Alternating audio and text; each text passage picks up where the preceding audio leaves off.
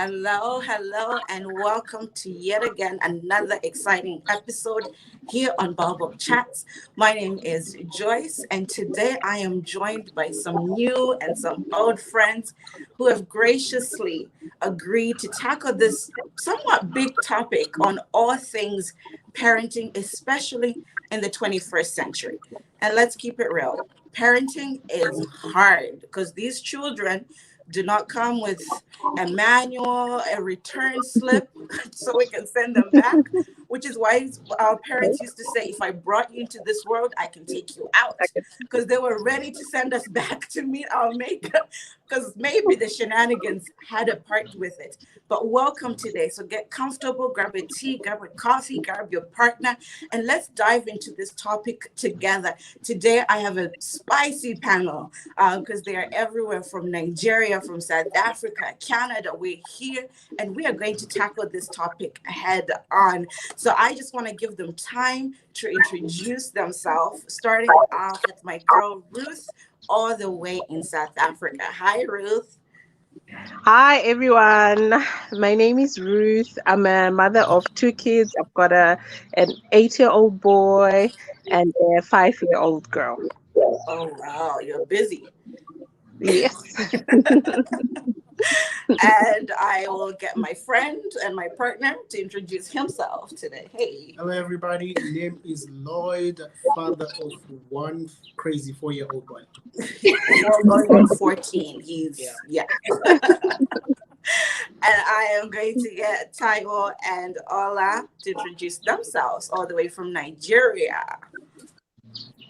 Hi, my name is Taiwo, and I'm here with my best friend. Yeah. Hi everyone. I'm Ola by name, and I'm proud to be here with my partner. Yeah, awesome. And then we have Annala and Luluto. Hi, guys. Hi guys, how are you? Good to have you. Yes, I'm so excited that I'm joining you guys for such a conversation. We are hopeful that we will then share our own experiences in this platform. I want to mention that we have a wonderful child, a daughter. She's 1 year old, and we are learning to be parents. Mm. We're all learning because there is no one size fits all. There's no No, perfect way yes. to do it. And I also want to welcome our panelists who are live at home. So you at home, join us in the comment section. We want to know what you are doing in your homes too, because right now the family picture looks different for everybody. There is single parent home where mom is a single mom, there's a single dad, there's same sex parenting, there's the typical mom and dad, there's a typical when maybe you are a sibling who maybe lost their parents and having to take care of their siblings, that's another parent. So there is just different dynamics of how families look. And today I want to know from you guys, has parenting changed in the 21st century and how? Yes, it's definitely has changed. Like when I was growing up, I couldn't speak back to my parents or Mm, guardian.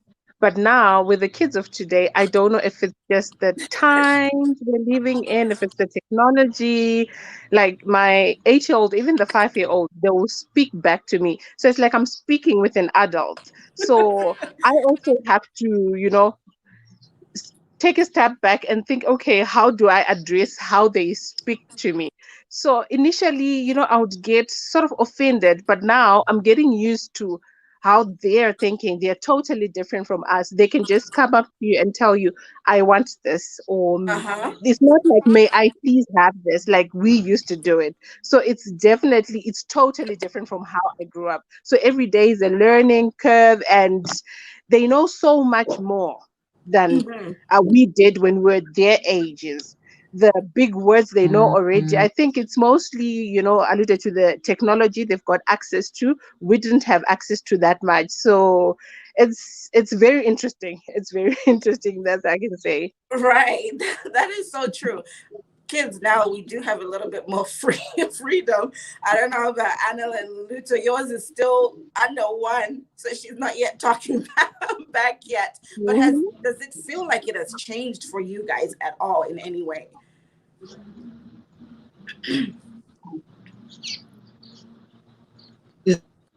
That we are learning to become parents, and we, you know, I was saying to my partner, my wife, that no one taught us how to be parents.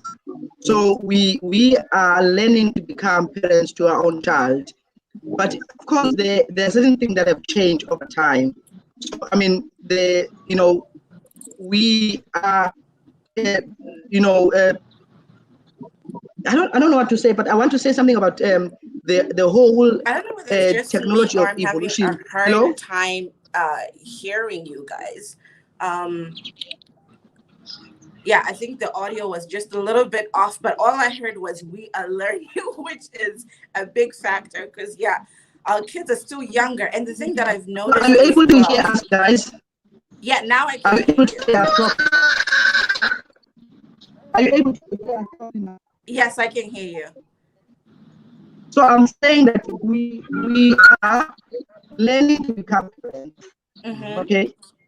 And of course, we are, there's something I want to say that is more meaningful to this conversation. That, of course, we are parents of a different type of generation, and that generation bring new methods of raising children, and because of those new methods, the issue of technology, the issue of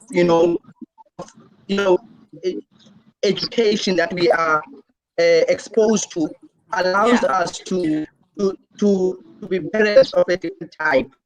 I think that is important for us to note, because there are certain things that we did inherit, like we got from our parents, but the majority of stuff that we are doing with our children, this kind of new knowledge that we got because of the technology innovations and things that we are open, we are exposed to.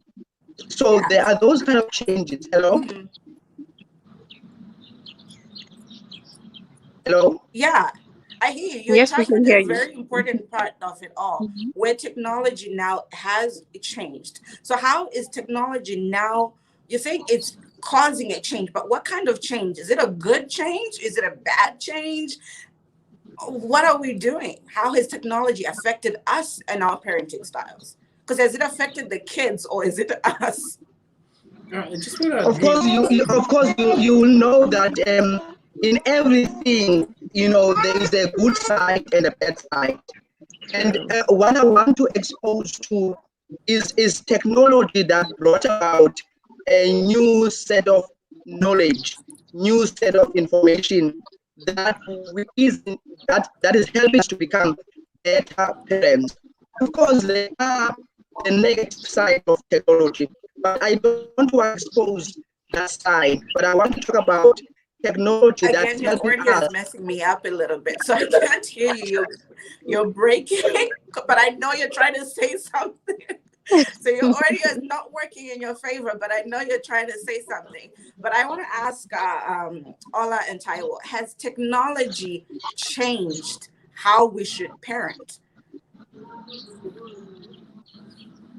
Yes, thank you for that question. It's very important, and of course, it's pertinent for the times we're in, especially as parents in the 21st century. Yeah, I can say that indeed the technology has changed the method of parenting because everything is now online.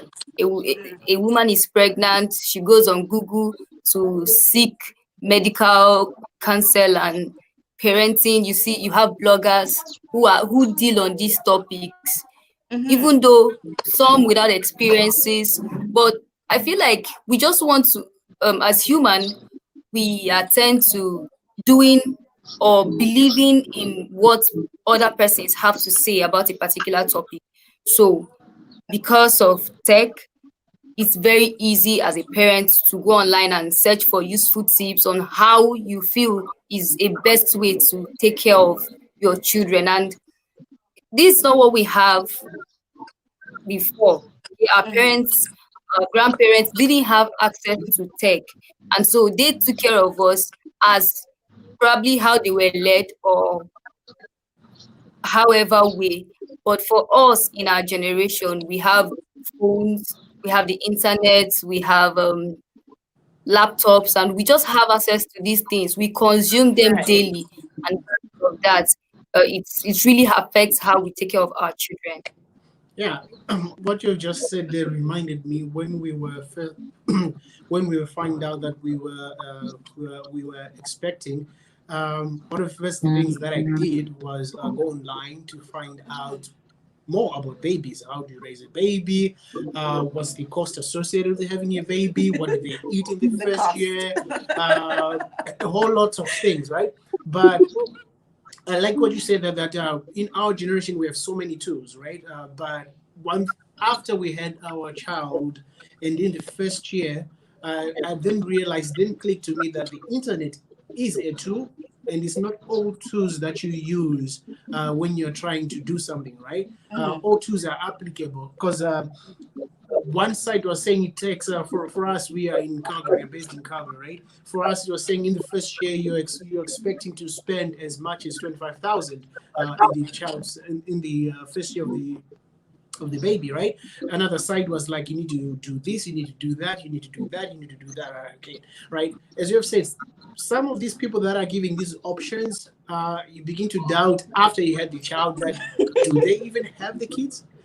And some of these expenses that they are Right. mentioning, are they even worthwhile? But one thing, when we had our baby and we were holding them in our arms, one thing that became apparent to me that, nature is a powerful thing. Right. Instinct is a powerful thing. As much as there's so much information out there that can guide you on how to be a parent, but I also say rely on your instinct, rely on what you have been taught too. Because I can go in the internet and just say 1, 2, 3, 4, 5 is wrong when my whole life I've been told that 1, 2, 3, 4, 5 is correct. So why I'm saying this is just a precautionary to all other expecting parents out there, that what you read online is not to be taken literally, and it's not all tools that you see online that you need to use. So in that aspect, parenting has changed in that there's so much information, but it's not all information that's relevant to you. That's a good point, that not all information is relevant. And it's different because for us, you have Google, you have the internet, you have your phone, you're always connected. But when we look at maybe my parents and their parents' generation, they had to rely on experiences from like their parents and from family. They didn't have the internet. They had to talk to each other and also just experience it themselves. So I see that has changed. But has it changed in a way how we are parenting? Are we more a little bit cautious? Because yes, it has changed for us because we have all this information. But how do we now pass on that information to our kids? How are we now parenting? Because we are parenting in a digital age. My son is 4, but he already knows how to get to YouTube, how to type whatever show he wants to watch. So there's also information available for them. So how do we tackle that?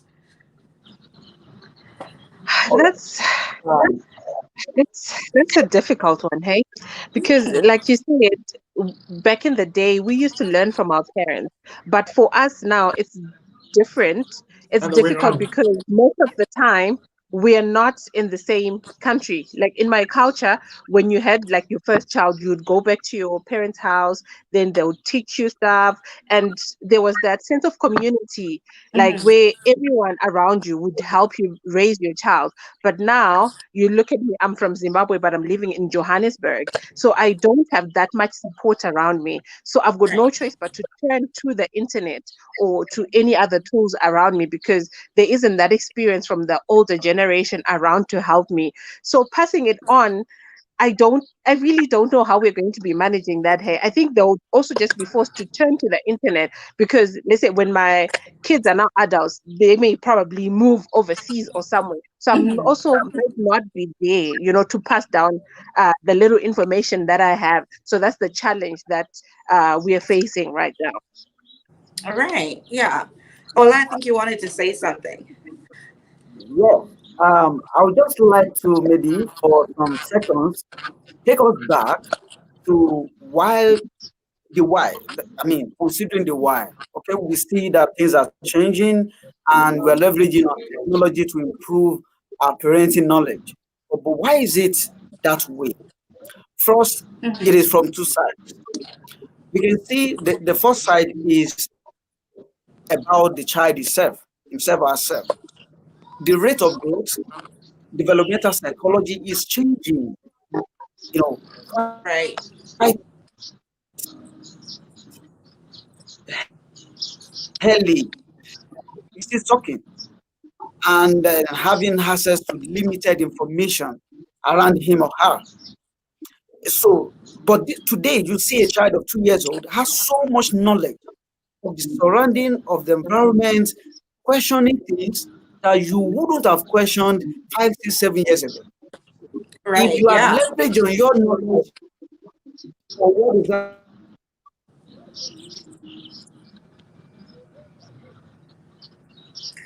I lost all of that. But he was saying that now the kids are more knowledgeable. I was seeing that on one of our comments from Facebook. Stan was saying nowadays parents are learning from their kids, which is the truth because now our kids seem to be on the internet and they seem to be knowing Society. exactly what's going on more than we. It's like, no, mommy, that's not how you do it. Who taught you? Right? I So, just found out. I don't know, I'll let you chime in there. you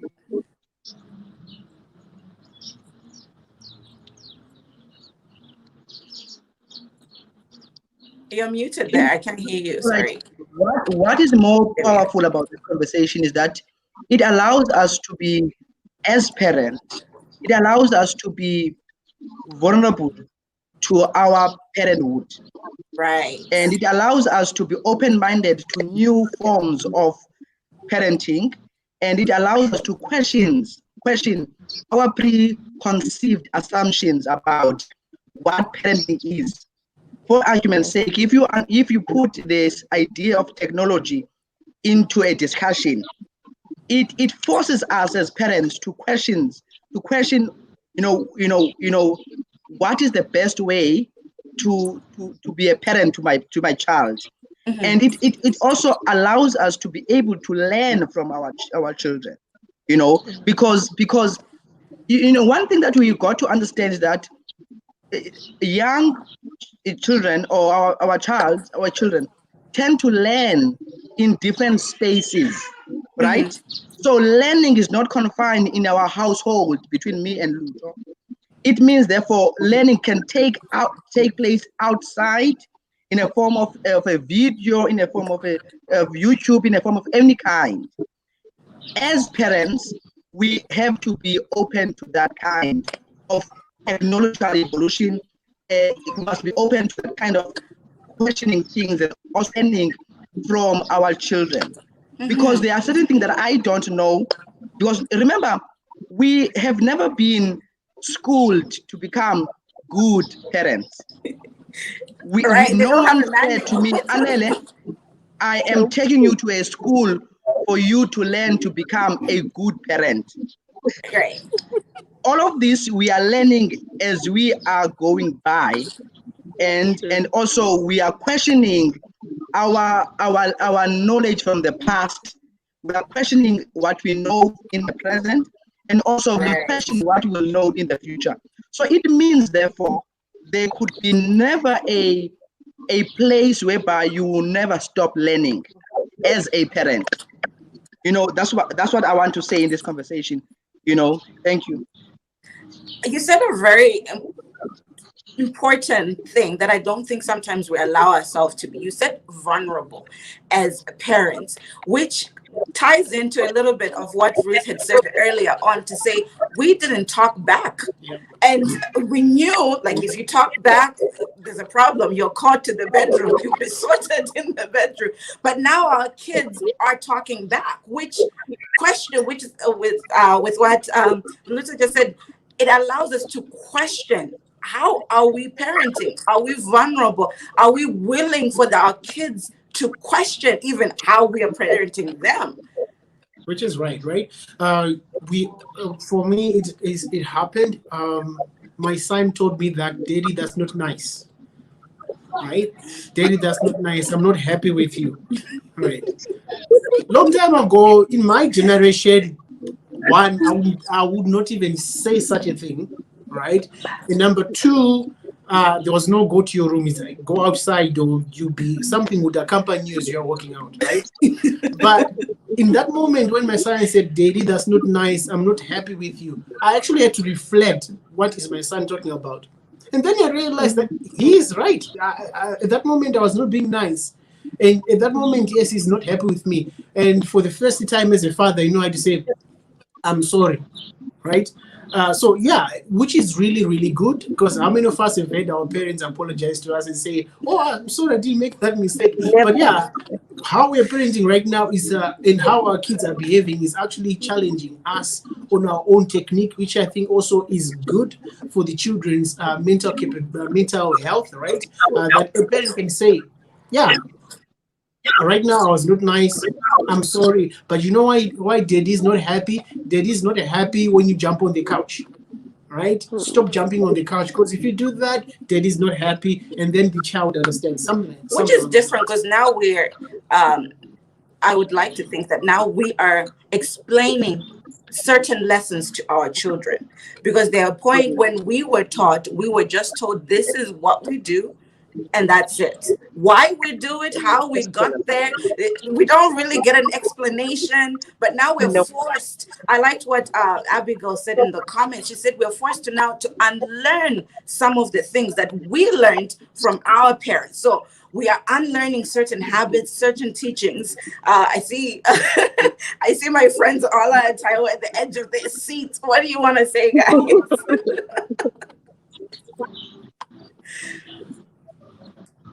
Okay, I would even like to maybe put an analogy here, that just like quality is a moving target because it is technology driven. And that's where what is of quality yesterday, all of a sudden today, you realize, okay, it's no longer that same quality.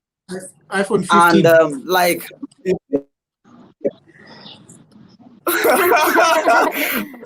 that's same because the generation, there is a distinct trait and characteristic in these different generations, and that is why we have the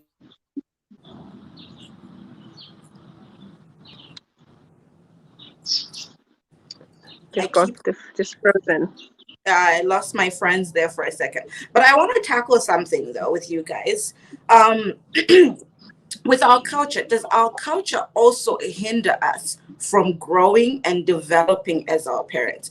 And what part of that culture do we still, take with us so that we can best, because we're still Africans. The core of us is still Africans. And there are some things as Africans we do. So what do we carry over as we are, like Ola was saying that, we are always progressing. So how do we progress but still maintain our culture and our flavor of being Africans?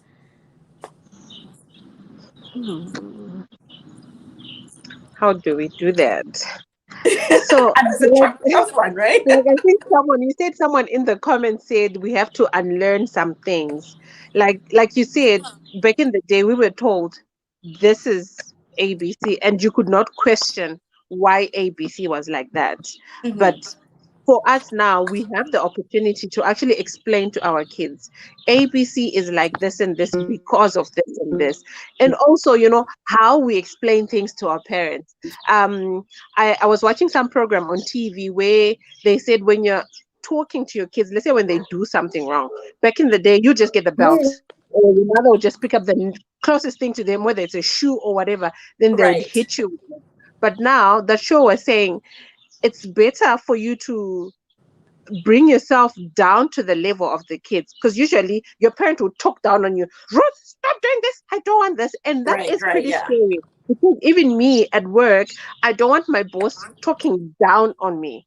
It's okay when we sit at the same level and we have a conversation about whatever it is that's been done wrong. So the same thing apparently works better with our kids. If it's a little child, either you sit down on the floor so that you're sort of on the same eye level with the kid, then they don't feel intimidated. Right. So using that trick helps them, not fear you and actually listen to you and understand where you're coming from, rather than you just talking down on them. It seems that really doesn't work. So if we could twist, how we explain things to our kids, I think that would actually help us to have better relations with our children. 100% agree with you there. Something that you just said that clicked in me. Like we're talking about unlearning certain habits, right? Like in my culture, it's considered rude looking your parent in the eye when they are talking to you. Yes. All right. But now we are saying that we have to sit down with them, be at their level, make eye contact with them, right? Yes. So that's something that's really powerful, right? Because now after I've moved away from my culture and I'm mingling with other cultures, all my whole life I've been taught that don't make eye contact with your superior, with your parent. It becomes something that I have to say, oh, I did not know that this is a thing. It's something that now I began to teach myself, right? At a later stage in life, not knowing that if someone's talking to you, if you look on the side, it's considered rude, you're not paying attention. That's how the world views it. But in my culture, it's viewed as this person has respect, right? So those are some of the things that we are beginning to unlearn, some of the things that we're beginning to sit down and teach our kids to say, this is okay, this is how we do it, this is how we move forward. Yes, and also, go ahead, Ruth. I think now we are embracing our feelings more. Like a lot of people, a lot of adults, they'll tell you that they never got a hug from their parents. Their parents never told them that I love you, because in our culture, in our Black culture, it was not very common. You would not find, your everyday household, expressing their feelings like that. But now in the 21st century, we are able to actually, tell our children how we feel. They can tell us how they feel. And that is a very good thing. And I think, we can maintain or teach our children respect, but at the same time expressing our feelings so that, there's that connection, that affection connection with our kids. And that's a very good thing that that has started happening in the 21st century that I'm embracing. That is a good point. Things that we never heard from our parents, where I love you or I'm sorry. Whoo, I'm sorry was a tough one. I'm sorry. It's like, do you want a cookie?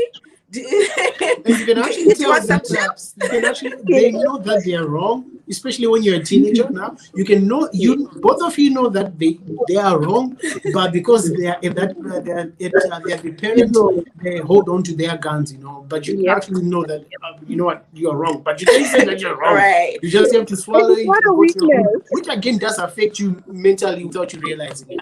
Yeah. I think the problem, it was viewed as a weakness for a parent to apologize or to admit that they were wrong. But I think it actually shows that strong human being. And all right. is everyone present? That's awesome. I was seeing, and Lolita is back. This is a parenting show today, so we have parents who still have to cater to little babies. So we're seeing the little adjustment between Angela and Lolita. Hi, Lolita.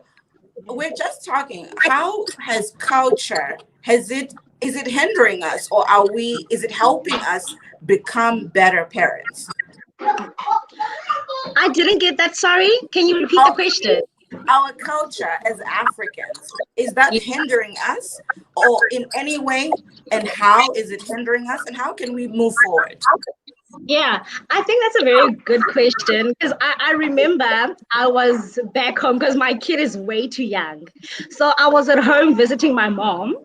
So as we were sitting, she started raising something that apparently she didn't like, which I did. But now I was actually amused because I kind of like not disrespected her, but I kind of like gave her my own opinion on what she was saying or whatever she was correcting, right? So and then she said to me, I don't like your tone. That's not how you talk to me. I'm a grown up, and in my days, I would never talk back to my mother. So whether my mother was right or wrong, I would never say anything. So for me personally, I decided from that day on that I would change certain things where I dealt with Melo, because now I understand that the schools which that they go to, they teach them how to be confident in actually interacting with people. They teach them speech, right? Meaning to be confident to challenge people. So I think our religion, our cultures, they've taught us not to talk, not to be confident. At some point they are a killer because we now are not comfortable in challenging people. Whether you find some other people, they call themselves extroverts, but you find that this person is not really an extrovert, but because of their upbringing, they were told not to communicate publicly. They can't talk. Let's say, for instance, because I went to a multiracial school, and I was taught how to use my hands, to be comfortable when I'm talking. But now for other people, if I could talk with my hands, it shows us some sort of like disrespect, or you know what I mean. So when I'm talking to an elderly person, now I have to look down, which yourself. now, so I think it does hinder. Yes, it does. And a way forward for me personally, I was having a conversation with my husband, and I said to him, I think it's high time that we take it upon ourselves to be able to define what parenthood is in our own terms, and not even allow the society to define what parenthood means to us, and do away with culture. I'm sorry, like this is the 21st century. You're throwing it out. Yeah, I am. It's ready to just be out with the culture. No, I am. Sorry. I'm saying So are you ready to be out with the culture too? Is that helping you? But there are elements of culture Okay. that we must appreciate. So I feel like when we talk about culture, there are different aspects that we need to talk about. Right. Now, we are from Nigeria, and from this part of the world, our parents have a deep respect for culture. Beginning from your name, the name you answer, to how you eat, to your respect for elders, to how you talk, and to how you express gestures. They are all regarded as culture. So as of today, right, so we had our formal introduction today. Okay, our official parental introduction. We're not parents yet, but we are intending parents. And my dad called me this morning and told me, when your in-laws come, kneel down to greet them. Do you understand? You have to kneel down on both knees. I would show die. that you're responsible. It has nothing to do with exposure. It has nothing to do with what you have attained in life. It's just to let your in-laws know that you are respectful. Okay, so that for us is culture, and no matter the level of education I have attained, it's what I want to pass on to my children. Okay, so I feel like when we talk about culture hindering us, we should also consider that there are certain aspects of this culture that we may not want to do without. Right. Yeah, I 100% agree there, because culture is our DNA, right? Right now, we are saying, yes, we were taught 1, 2, 3, 4 bad things, but at the end of the day, culture is who we are. Culture is what defines us. As much as I would love for my son to communicate with me, but I don't think it's proper for him to speak back to me, right? There's a way of communicating, right? Sometimes I'm going to be talking to him, and there are other times that I would want him to listen, and right. So I still think culture is still relevant in the sense that you don't speak back to your parents. Maybe we need to define what kind of speaking back it is, because I think there are instances where a child should know that I cannot speak back to my parent as I'm speaking to a friend, but they should also be aware that they can approach me and talk to me. Right, so it's more like, you've done 1, 2, 3, 4, 5. It's like, yeah, dad, whatever. Yeah, they're speaking back. Is that okay when they say whatever? You know what, old man, I don't care. That's speaking back. Is that okay? Right. Yep. So I think maybe culture is still relevant for us to say, no, you can speak back to your parents, but how you communicate.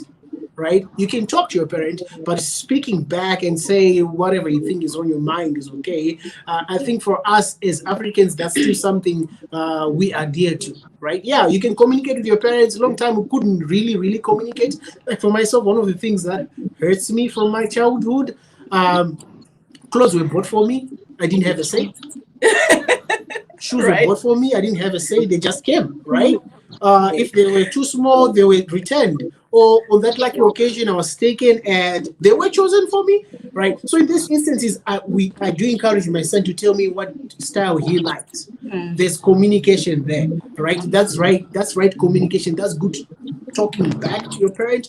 But in other instances, I think still the African culture is still right in saying that, you know what, you can just say whatever you think back to your parent.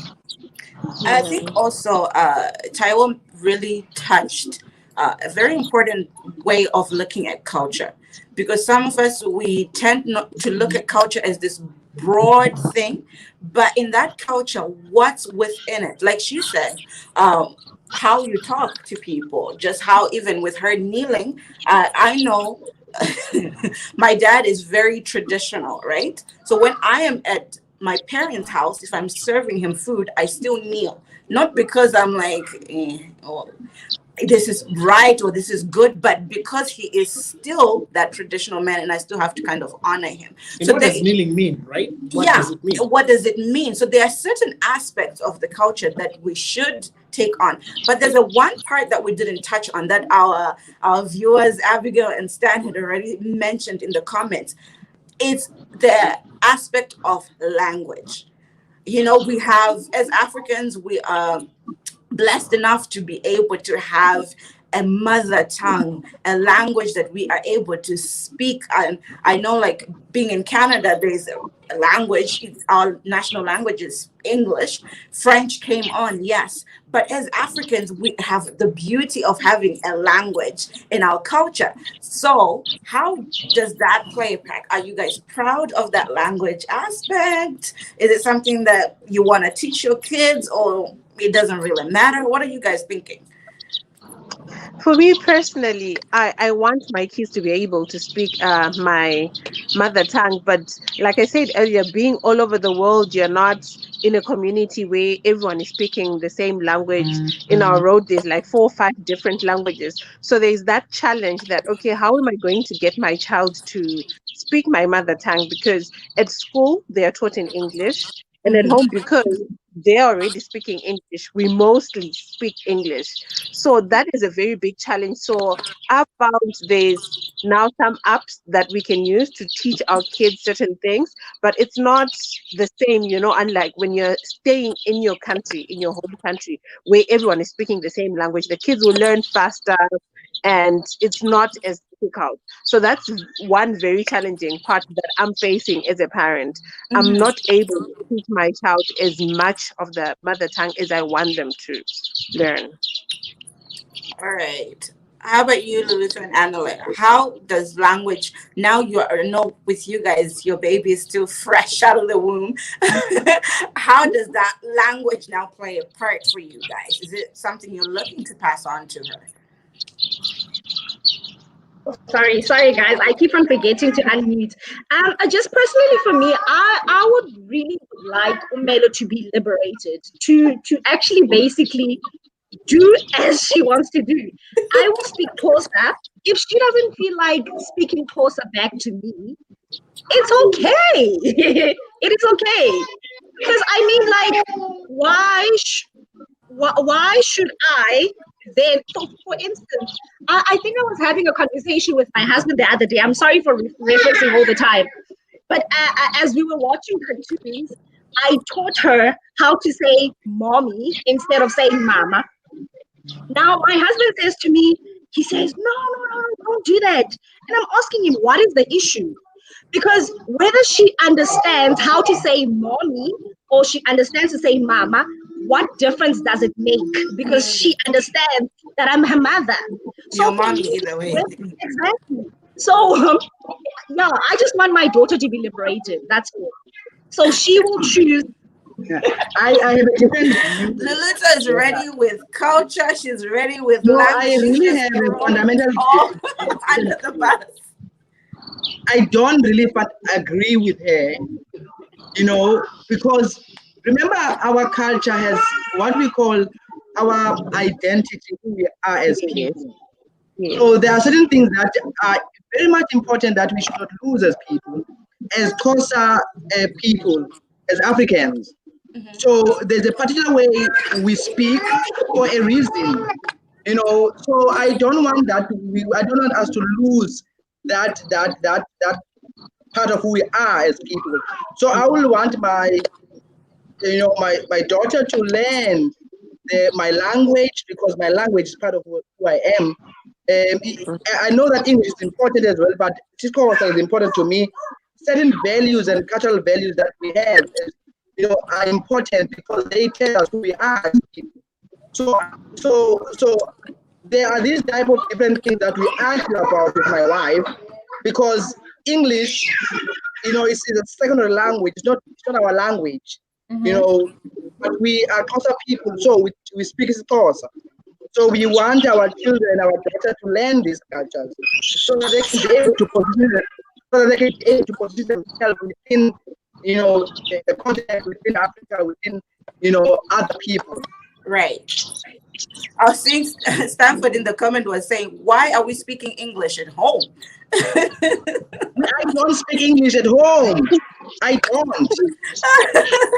Yeah, because that's another tool of, I know Ruth was saying it's a challenge to be able to teach our children once you're outside of the actual country, to teach them our language, because at school they're speaking English, and maybe on our street we're not all speaking the same language. So that's why Stan was like, why are we speaking English at home? So maybe we could use that as a tool not to speak English at home.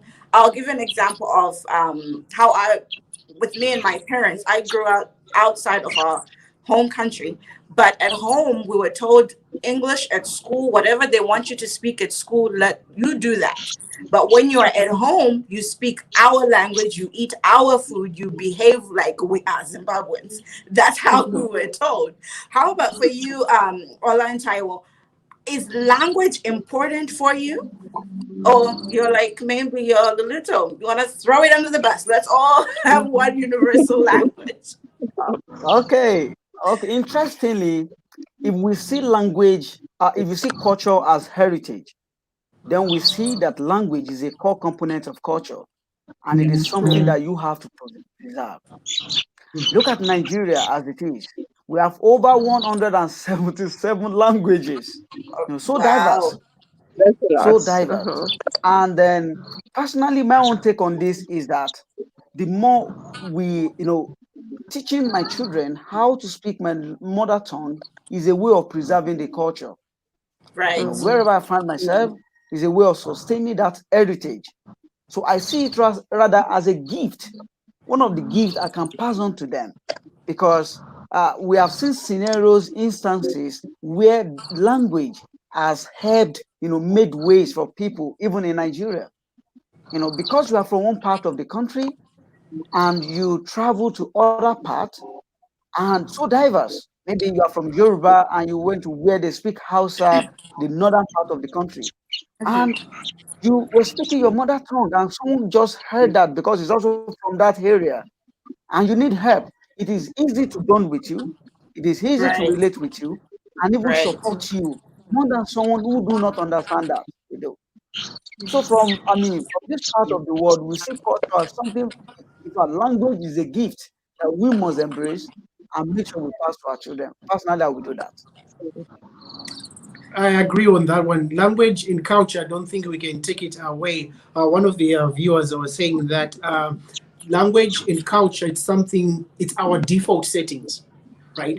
No matter where you go around the world, and no matter what culture is around you, sometimes you need to go to your default settings, right? So let's say if we are to bring our kids without any default settings, these are the kids now that down the road they end up having that thing called identity crisis, because they don't have any default settings, right? They don't have any base to say this is 1, 2, 3 thing that I can relate to. And I believe culture and language is the basis of that, especially language above all. I don't know if you guys have observed that if we are to go back maybe 20, 30, 40 years ago, the most industrialized countries, the most advanced countries in the world, they are proud of their language, right? Look at Japan. They're proud of their language. Look at China. They're proud of their language. Look at any other country. Germany. They are proud of their language. German will make something. They'll put German instructions on it. English instructions will follow. Same thing. Almost all the advanced industrialized countries, language is the foremost, right? And one of the things that I was reading earlier on was if you want to destroy a people, destroy their language.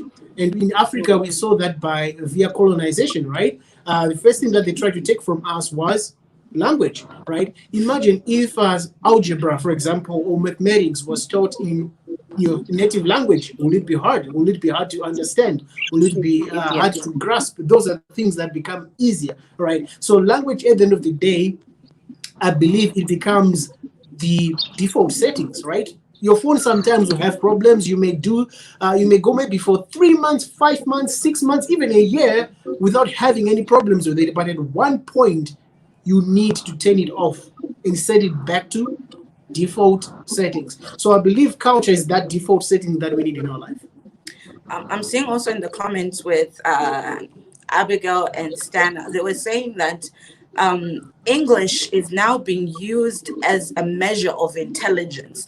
You know, some of us are thinking if you start to speak English and you're using all these big words and exciting words, you are intelligent. But Abigail is saying, personally, I think when a child can actually speak the vernacular language, she likes that. So how do we now proudly and unapologetically teach our children our language, especially when you're outside of the country? What are some of the actual ways that we can do that? Oh, yeah. I think we have to consciously train ourselves and remind ourselves that, you know, like someone said, I'm not sure if it was in the comments, that when you're at home, it was you actually, you said when you were growing up, your parents said you speak English at school, then when you're in the home, it's back to Shona. So I think with every person, when you're at home, it would help if we could go back to our native language. Then if we consistently stick to that, we'll find that our kids will be able to speak their mother tongue. So I'm actually thinking, how am I going to implement this? Because I was doing that because I live with a few nieces and then my kids. So there was a time I told everyone, let's all speak Shona when everyone is in the house. We all speak Shona. So we do it for a day or two. 3 days later, everyone is mixing the English again. Then a month later, I'm like, guys, we've forgotten. So we start again. So now I'm thinking maybe I need to print out, like, you know, A4 little posters written Shona, maybe, you know, if I stick them all over the house. You remember. The reminders. Then it's always going to click until, you know, it becomes natural for us to say, the moment we step in the house, we start speaking Shona. I'm thinking that's one thing I'm going to try. And guys, if you have any ideas, I'm all ears. I need the help. I just received a comment from one of the viewers that, you know, the best way to teach your child language is music, right? I didn't actually think of it, which is really, really good. Playing music in your native language. I'll give an example. One time I was driving, song comes on the radio. my 3-year-old started to sing, "I love it when you call me." I'm like, what? How did you know these lyrics? It was a mind-blowing moment for me, right? Like, I begin to think, how many times have you heard this song for you to memorize? Because you know how it starts with a little bit and then how? Well, Right. so music's a powerful tool to teach our kids our language. That's a Okay. good point. I'll do that. Thank you. I'm gonna try it. I just Yeah, write it in the thank comments. you. I'm gonna try it. Thank you so much for that. I want to sincerely apologize for our lightning. It's quite terrible here. Oh We no, hope it and won't be we like can this see you. other times. We are the village. So Yeah, we we're can just see trying to you. set all modalities so that you can see our faces, and I'm sure we're accomplishing that. So we apologize for it. I'm talking about language, the importance of language in parenting. For us, we are from the same parts of Nigeria. We're both from Southwest. It means that we understand each other's dialects. And what we do is we speak it to each other. Okay? Maybe even if we are out or in a public space, we are home, we speak our language, we communicate together, and we understand what we say.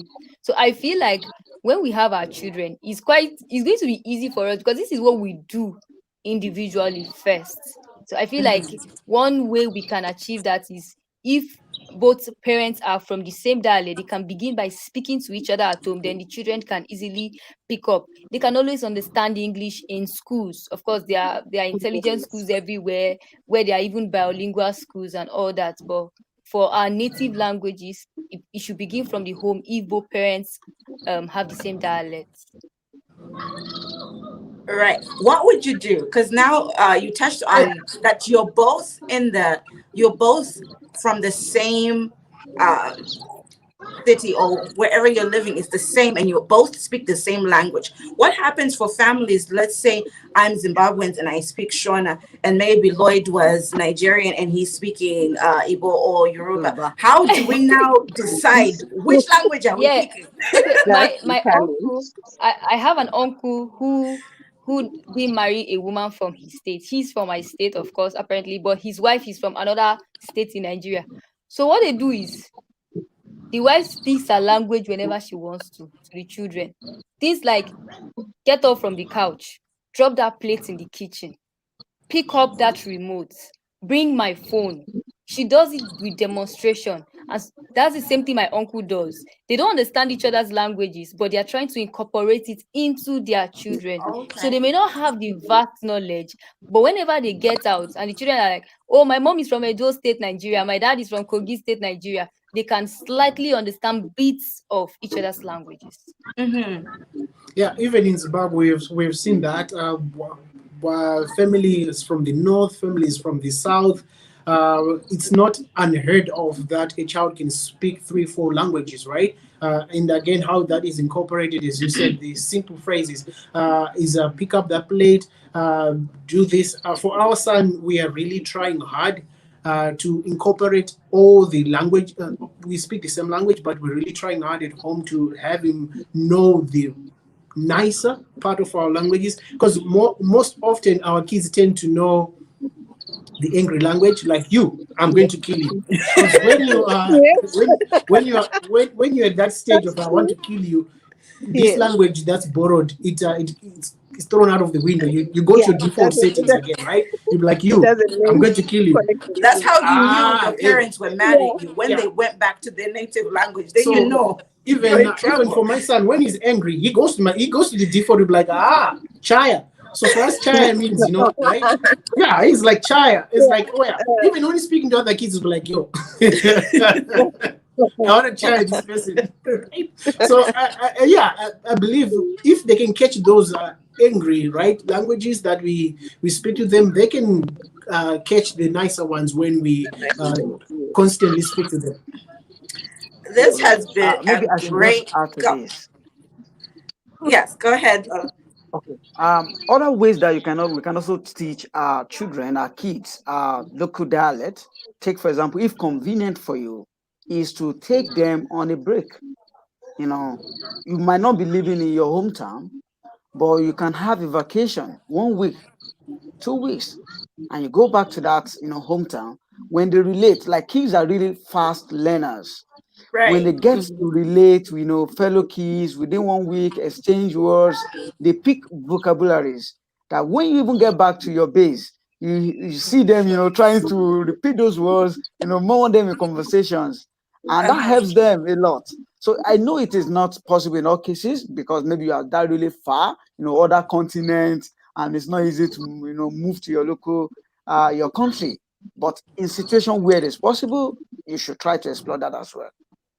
Yeah, and I think also starting early is important too, because kids are quick at picking up language. It's harder to always learn a language when you're older, but when you're kids, you see kids speaking 3-4 different languages when they're small because their brain is still able to catch on these languages. So it is important for us to start early. But today, this conversation has been awesome. I've learned a lot, but I want to give you guys a few minutes with your parting words just for parents or future parents or what you would change, anything that you want to say as we are closing. And I will start off with Anale and Luto before we leave.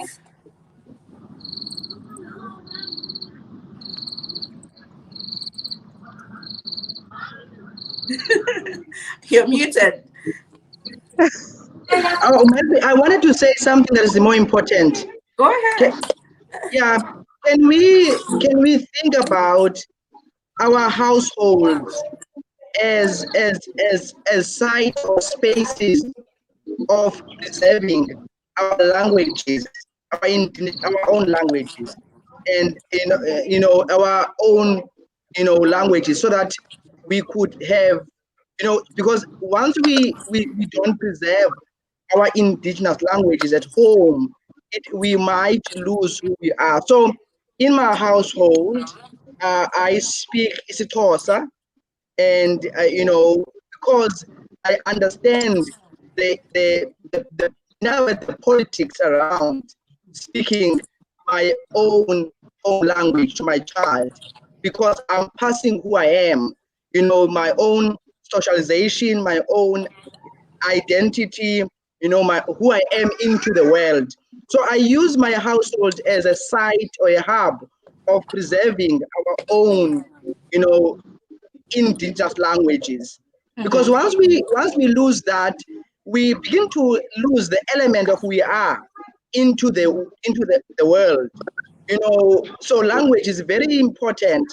So we have to think about ways, as we begin to be parents, we must think about how do we consciously, intentionally preserve them so that we could retain who we are. That's what I wanted to say. Awesome. And Ruth? Yes, I agree with Anele. I think we have to be very intentional about preserving our culture. I know we live very busy lives, so sometimes, you actually don't have time to sit with your child because, you're working 2-3 jobs, you're trying to put food on the table, and you don't have much support. But yeah, I think it begins with a change of the mindset. Say, okay, I need to dedicate maybe so much time or change how I do things so that I can start incorporating like language into our everyday life. So definitely from here, I'm going to be more intentional about preserving our language so that, my kids grow up knowing who they are. So thank you so much for this conversation. Right. And Ola and Taiwo? Okay, I would like to maybe say this, that today we have seen several, we have touched several elements of parenting. We have seen the place of technology, we've seen the place of culture, and how language is also critical. And it suggests to me that parenting, it is more of an intentional thing and shouldn't be accidental. And then, so like Ruth has said, she has picked several elements here that, okay, she's going to do this again just to reinforce some of those values, within our homes. Also for us, an intending parents, there's so much to learn. And that is my own conclusion, that it is even more, it should be more intentional than just being accidental. I'm definitely going to work on the elements and apply them in my life. Thank you for having us. Awesome. Thank you, everybody, for joining us today. I'm just going to ask everybody to do one thing for me. We've talked about language. So I want our panel this evening to just say goodbye to us in their native language. And in Canada, we are speaking French, so we would say au revoir. Sarai Shakanaka. Sarai Shakanaka. Nigeria, Yoruba. Nigeria, Yoruba. Odabo. And Annele, we can't hear you. We want to You're hear you. muted again, Anele. Oh, baba yini nihlale kakuhle. All right. Thank you, everyone. Yes. Bye. This thing is just out. Did you hear me?